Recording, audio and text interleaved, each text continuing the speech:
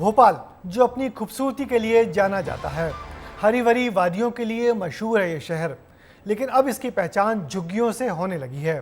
शहर में करीब 400 झुग्गी बस्तियां बस चुकी हैं, लेकिन झुग्गी माफिया के सामने ऐसा लगता है कि शासन प्रशासन नाकाम नजर आ रहा है। शहर में कैसे झुग्गी माफिया फैला रहे हैं अपना जाल, झुग्गियों पर हमारी खास पड़ताल में हम बताएंगे कि आखिर कैसे पनप रहे हैं पूरे शहर में झुग्गी माफिया। स्मार्ट सिटी पर झुग्गी माफिया का कहर, भोपाल बन रहा झुग्गियों का शहर।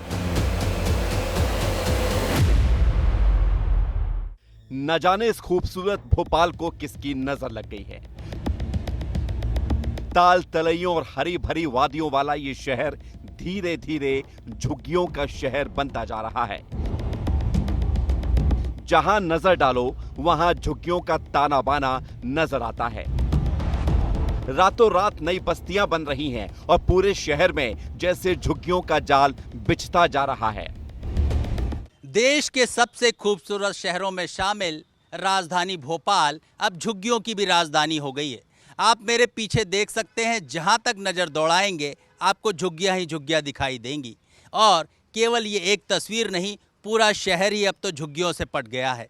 तस्वीर इतनी खराब हो चुकी है कि अब लगता है राजधानी की वो खूबसूरती कहाँ चली गई। उस खूबसूरती को छीना है माफियाओं ने, जिनका प्रश्रय नेता भी देते हैं।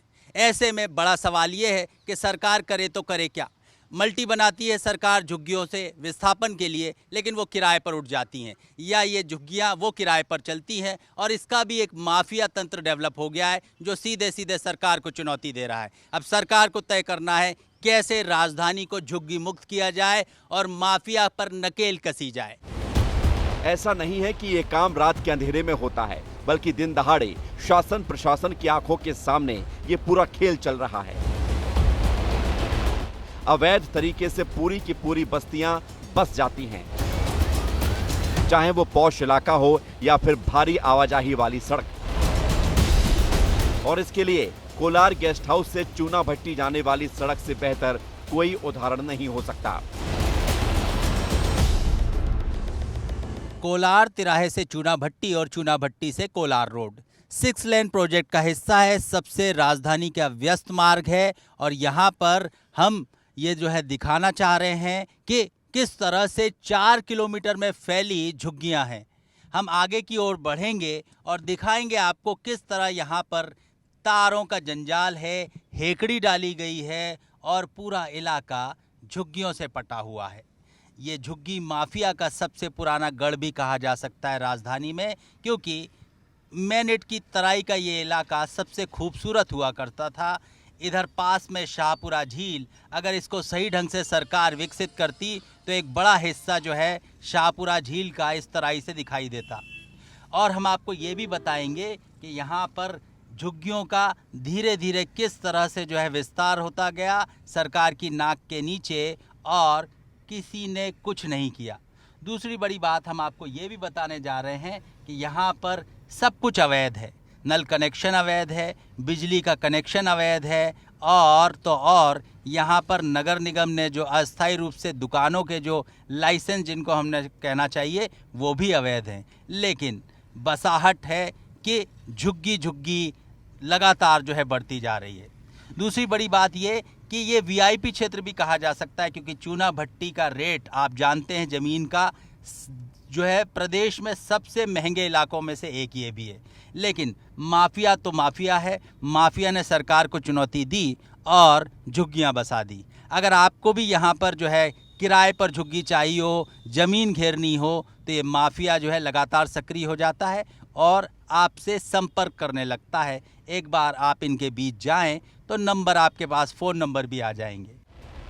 शहर को झुग्गी मुक्त करने के लिए कई जतन किए गए, करोड़ों रुपए पानी की तरह बहा दिए गए, लेकिन नतीजा कुछ नहीं निकला, क्योंकि झुग्गियों का जाल शहर को लगातार घेरता जा रहा है।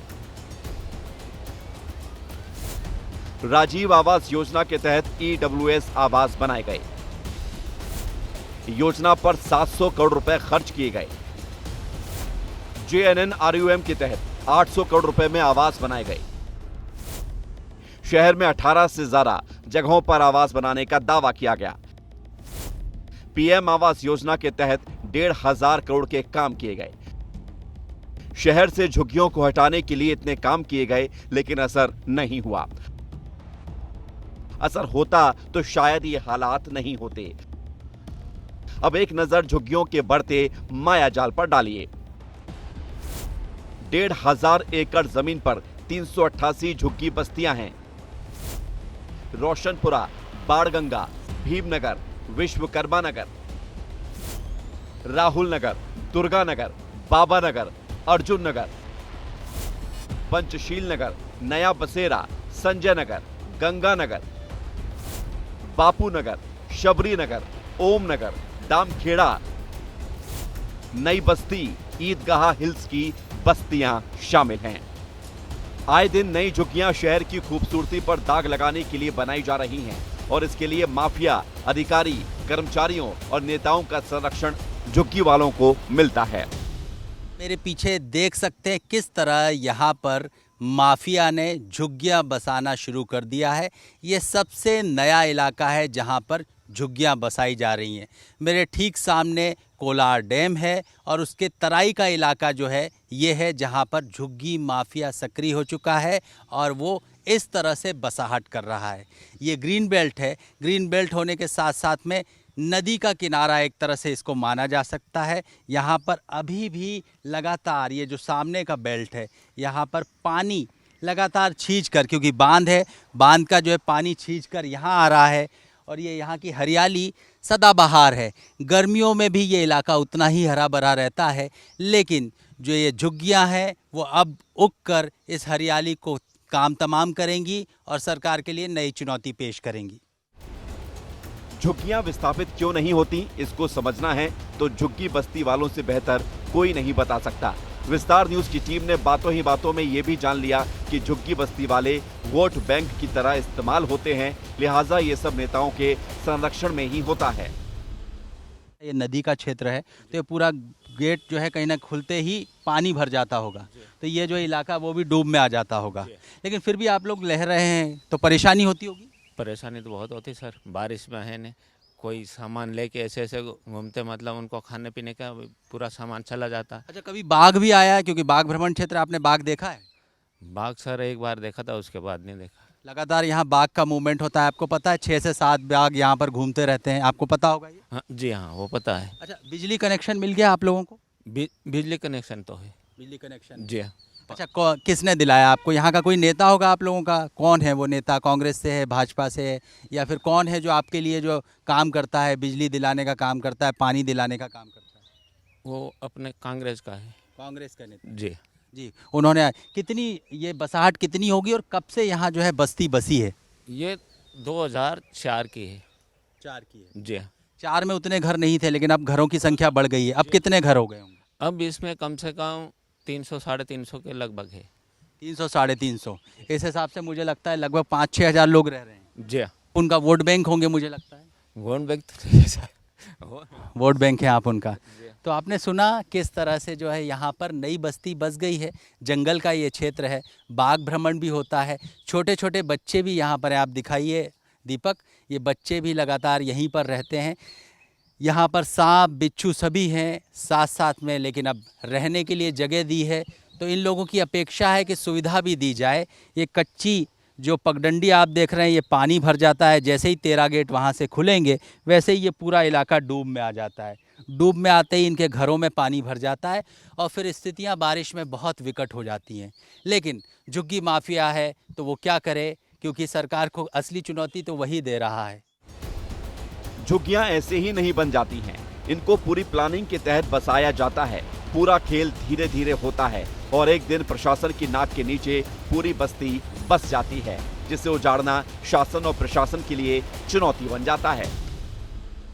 आखिर झुग्गियां बनती कैसे हैं? शुरुआत इस तरह से होती है। आप दिखाइए कि ग्रीन नेट तानी जाती है, काली और नीली पॉलीथीन लगाई जाती है और उसके अंदर फिर कंस्ट्रक्शन शुरू किया जाता है। फिर कंस्ट्रक्शन पहले कच्चा होता है, फिर उसको पक्का किया जाता है, फिर नेताओं की और माफिया की शह से हेकड़ी डालकर बिजली ली जाती है, अवैध नल कनेक्शन लिए जाते हैं और उसके बाद में ये झुग्गी बड़ा वोट बैंक साबित होती है। और इसी तरह से जो है नेताओं के वोट बैंक कहीं ना कहीं शहर की तस्वीर खराब करते रहते हैं।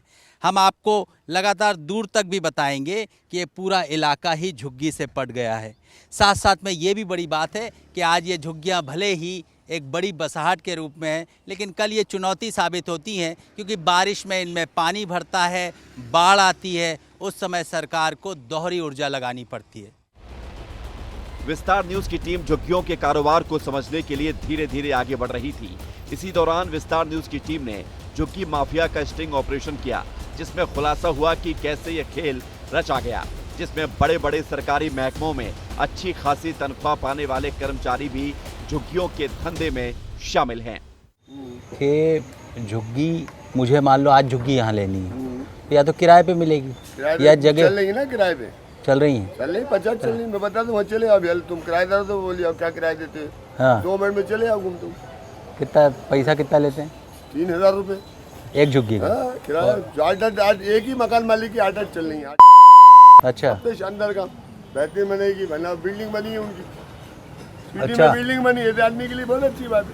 अच्छा, ये इनको तुम साथ जाओगे ना भैया, किराएदार कितने हैं? यहाँ के कर्मचारी हैं, झुग्गी देके बंगलों में रह रहे हैं सरकारी तो कर्मचारी हैं। इसमें और क्या? 90% कर्मचारी हैं। कुछ नगर निगम के होंगे, कुछ यहाँ मंत्रालय के।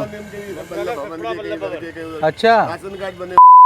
तभी इससे आप उसको कर दो ना, 80% स्टाफ सस्पेंड होगा यहाँ ये मंत्रालय सचिवालय के ये पूरे तीनों बिल्डिंग।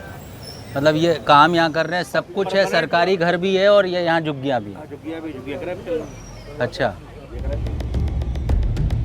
कहानी एकदम साफ थी कि तमाम कवायदों के बावजूद शहर झुग्गी मुक्त क्यों नहीं हो रहा, क्यों लगातार झुग्गियां बढ़ रही हैं, क्यों नहीं हटी झुग्गियां, ये भी एक बड़ा सवाल है। सरकारी कर्मचारियों का भी झुग्गियों पर कब्जा है।